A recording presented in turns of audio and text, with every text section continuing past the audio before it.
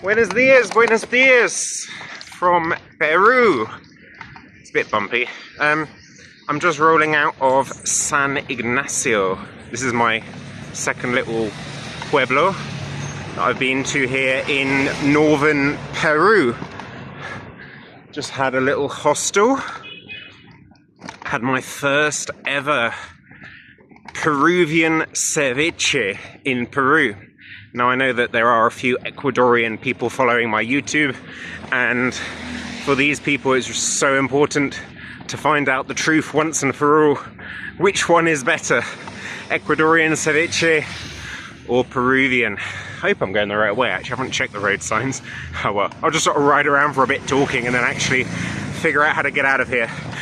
So I'm going to attach the video. I gave it a shot.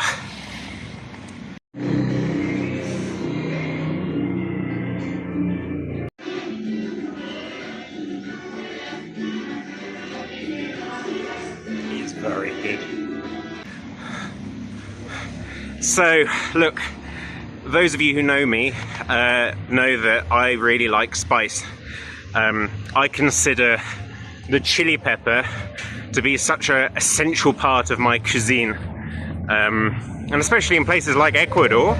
You guys use chili. You have like a bottle of ají chili sauce with everything, which is amazing. It's exactly what I want. So yeah, I really appreciate that. But yeah, no, I have to be honest, sorry guys, I've only had one of them, but I just had a ceviche mixto and it was fantastic. In my opinion, much better. But, you know, they're different. They're two different animals. So, you know, just because I think that, and I'm a blooming gringo anyway, you shouldn't be listening to my advice. You can decide for yourselves. That's just my take. Right, I'm going to try and swap my phone between hands so I can change the gears down.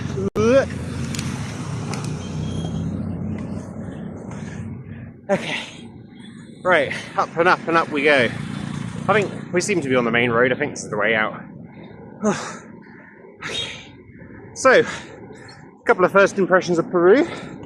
At least here in northern Peru, everyone is driving these three-reeler tuk-tuks, motor taxis or whatever. I'm not sure if there's like a reason that they get taxed less. Buenas.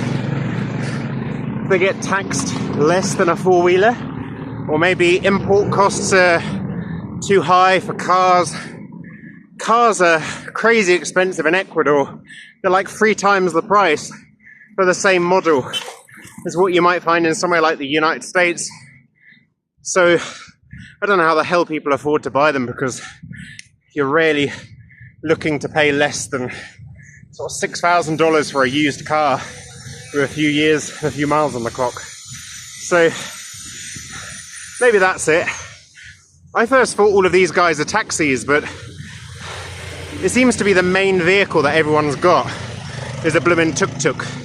So I think it's just a family car in this part of the world. Sorry, talking and cycling uphill is hard. What else?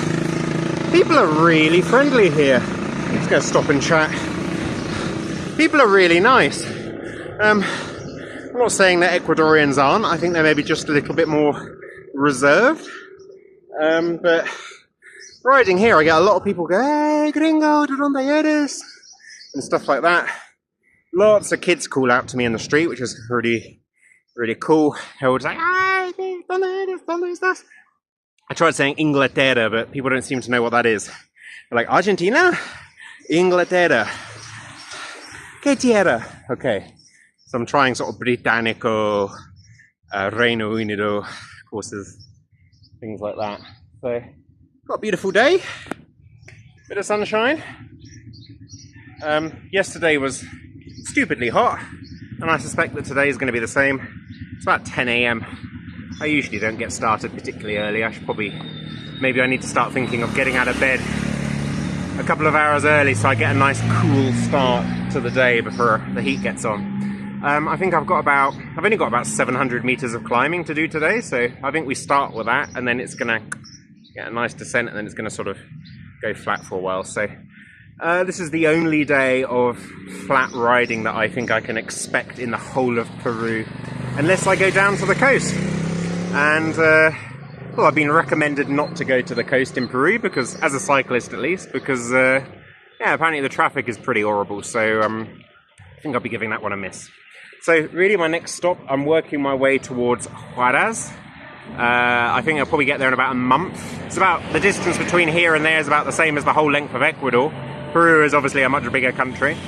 And then when I get to Huaraz, I'm going to do a bit of hiking. I've had a few dramas of the bike. No reflection on the guys who made the bike, but down here, between the derailleur and the frame, there's a derailleur hanger, and yeah, I think it's a bit soft. I've broken 2 in the space of 4 days. Yesterday, I just got on the bike and I kind of swung my foot a bit before I put my foot on the pedal, and my foot just kind of tapped the derailleur, and that was enough to bend it. And then, you know, it's if you try to bend it back, it just snaps. So I got an example here. Hang on, this is a broken one. There you go. And this has been probably the biggest nuisance of my trip so far. These little blighters. And yeah, I think they're just made out of like a sort of a Chinese pot metal. I don't think it's like I know it's meant to break. The whole point is these are meant to break to protect your derailleur from getting bent. The only problem is this is pretty much the only part of the bike that I can't source out here. I have to order it from the United Kingdom. And I started this trip with 4 spares, and obviously 1 on the bike, and I thought that'd be pretty good. Well, I've broken 3 of them, and now I've only got 1 spare left. So I've only been riding for a month, so a little bit of a panic. And I've just put in an order from the shop in the United Kingdom. It'll probably, well, I don't know when it's going to get here. I guess I'll mail it to Juarez. If I break the last one, then I'm going to have to just turn the bike into single speed, which is going to be a bit interesting. So I'm also going to look and see if I can get a few made up locally, if I can get someone to fabricate one for me. That would be a nice solution. So apart from that, you know, life goes on. Yeah, it's a bit frustrating, but I've covered a lot of ground. I've really made my way over the terrain. So yeah, I'm proud of what I've achieved so far. I think it's been a good start. So anyway, that video's long enough, I reckon. I hope everyone's doing great and have a lovely time. Bye-bye.